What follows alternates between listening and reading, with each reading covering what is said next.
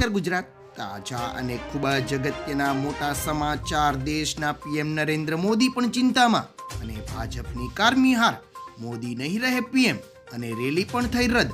દેશના નવા રાષ્ટ્રપતિના નામની જાહેરાત જેવા સમાચાર જાણતા પહેલા તમે જો ચેનલમાં નવા હો તો ખાસ મિત્રો આપણી ચેનલને ફટાફટ સબસ્ક્રાઇબ કરી લેજો, કારણ કે રોજના તાજા અને મહત્વના સમાચાર આખો દિવસના સવાર બપોર સાંજ નિયમિત અમે તમને આપતા રહીશું. વિડીયો પસંદ આવે તો લાઈક કરી દેજો અને વધુને વધુ આપના મિત્રોને મોકલી આપજો.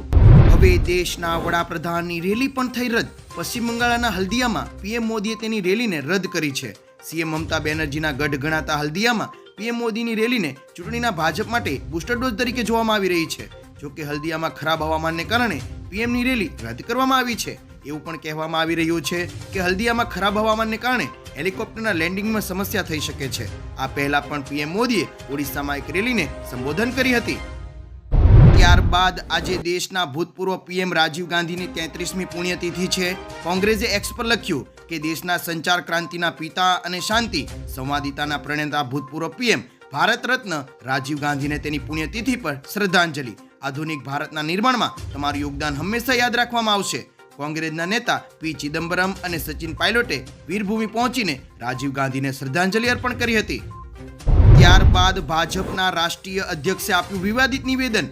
લોકસભાની ચૂંટણીના માહોલ વચ્ચે ભાજપના રાષ્ટ્રીય અધ્યક્ષ જેપી નડ્ડાએ નિવેદન આપીને સૌને ચોંકાવ્યા છે. તેમણે પક્ષના મોટા નેતાઓની કરતાં કંઈ અલગ જ નિવેદન આપ્યું છે અને જણાવ્યું છે કે ભાજપના એજન્ડામાં મથુરા અને કાશીમાં વિવાદિત જમીનો પર મંદિર બનાવવાનો કોઈ વિચાર નથી. અમુક નેતાઓ ભાવુક અથવા તો ઉત્સાહિત થઈને મંદિર નિર્માણનું નિવેદન આપે છે, પરંતુ રામ મંદિર બનાવવું એ અમારો મુદ્દો અમારા એજન્ડામાં હતો. હવે ભાજપની હાર અને કોંગ્રેસના નેતા. લોકસભાની ચૂંટણીના 5મા તબક્કા બાદ કોંગ્રેસે ફરી એકવાર ભાજપની હારનો દાવો કર્યો છે.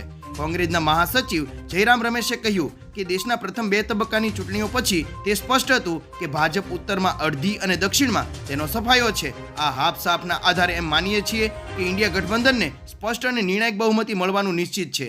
2 તબક્કા પછી પીએમ મોદીના નિવેદનની ભાષા પણ બદલાઈ ગઈ છે અને તેઓ બોખલાઈ ગયા છે. સીએમનું નિવેદન અને મોદી નહીં રહે પીએમ.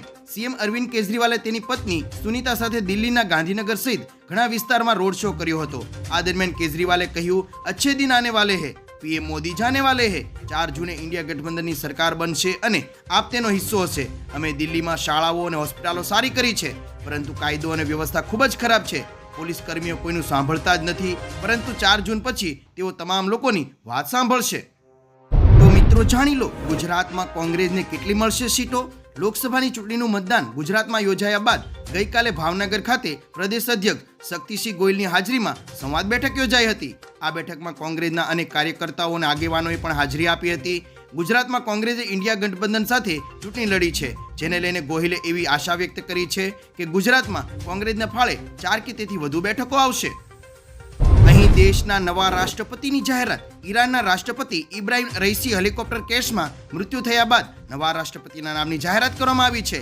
ઈરાનના સર્વોચ્ચ નેતા ઇમામ અલી ખામોનીએ 5 દિવસના જાહેર શોકની જાહેરાત કરી છે. સાથે ઉપપ્રમુખ મોહમ્મદ મોકબર હંગામી પ્રમુખ તરીકે નિયુક્ત કર્યા છે. તેઓ 50 દિવસ સુધી રાષ્ટ્રપતિ રહેશે. આ સમયગાળા દરમિયાન ચૂંટણી યોજાશે. ઉપરાંત અલી બધેરી કાનીને વિદેશી મંત્રી બનાવ્યા છે.